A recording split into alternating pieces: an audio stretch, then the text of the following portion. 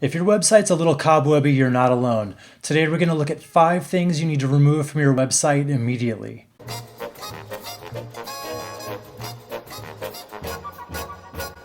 If your website was designed a few years ago, there's probably a list of things on there that you can probably do without. Some just make you look outdated, and some are actually security risks.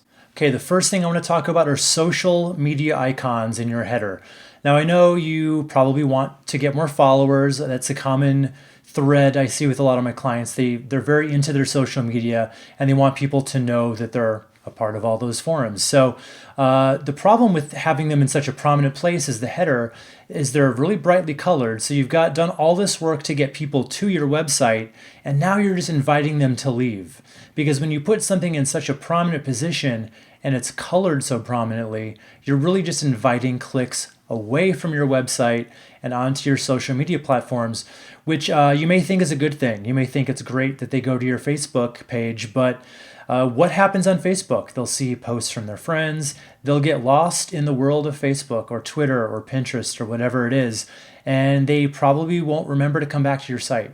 All right, so what do you do instead? I recommend using social widgets instead. So basically, they allow people to like your page or tweet about you or whatever it is, all within the environment of your website. They don't have to go anywhere, which is brilliant. And they're still buttons, they're just smarter. The second thing is obvious stock photos. Okay, so photos, especially really large ones, have definitely been shown to increase conversions and engagement. But if they're not deemed as authentic by your audience, particularly with millennials who really value authenticity, they're just not going to buy it. And I think you all know what we're talking about when we say obvious stock photos, the corporate handshake, the light bulb, all these things that have basically become a punchline at this point. In fact, there are entire websites devoted to making fun of these kinds of stock photos, so just don't use them. Not only are they cliche, but when people see them and know their stock, they're going to lose faith and they're going to lose trust in your business. Now, there's 2 things you could do instead. One is a little more expensive. That involves custom photography. So if you have a budget for that, it might be a really good use of your resources, particularly if you're showing the interior of your office, staff members, that kind of thing. That is really hard to fake using any kind of stock photos. And the second thing you could do instead is still use stock photos, but choose them very carefully. There actually are quite a bit of newer stock photos that do not seem nearly as cliche as the old ones do. They can still be corporate, but they can be a little quirky as well. There's actually whole websites devoted to Instagram-y type authentic looking stock photos if you'd want to go that route. All right, the next thing to remove from your site are email links. So if you have staff bio pages, anything like that, a very common thing used to be to include a little link to send them an email. Now, there's a few problems with this. First one up is they actually attract email spam. People will go in, they're on the lookout for this kind of thing, and this is how you get onto some pretty bad lists. And the other thing that's bad, just from a more user experience point of view, think about when you click on one of those. It opens up some kind of native email program on your computer. For me, it opens up the Apple email program, which I don't use. So then I have to go back and right-click and save the email address, then go back to my Gmail and type it in there. It's just a really poor user experience. So what I definitely recommend doing instead are using email forms.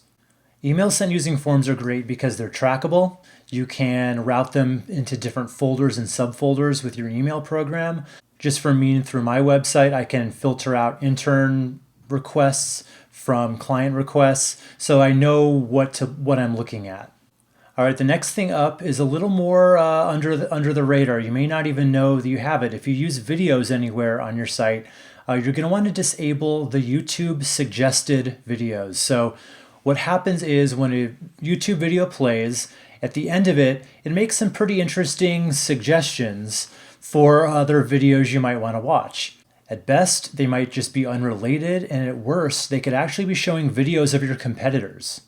Either way, it just clutters up the look of your site, and it gives people way too many options that have absolutely nothing to do with what you want them to do once they're on your site.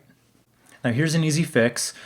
From the video player on YouTube, click the Share option, then click Embed, then click Show More, which will open up more options. Scroll down and uncheck the Show Suggested Videos when the video finishes option. Then grab the new embed code and you're all set. All right, the next thing to talk about is PDFs. So PDFs used to be a workaround for non-content managed websites. So like if you wanted to add a new menu or a new document of some kind, you wouldn't have to change the code in your website. You would just make a new PDF, upload it, and replace the other one so that people could download it and get whatever newest information you were offering. But these days, nearly every website is content managed, meaning WordPress, something where you can log into the backend and quickly change information without actually having to touch the code. So basically, these PDFs are irrelevant at this point. And I found restaurants to be especially guilty of this practice. They love to change out their menus using a PDF rather than actually changing it on the website. And there's a few other problems with PDFs as well. They're hard for search engines to read. They're not directly editable by your content management system, and your visitors can't really share them easily. So with WordPress or a similar CMS, you can put all of this information into a content managed website to where you can change the information by simply logging in, changing the text, clicking save, and you're ready to go.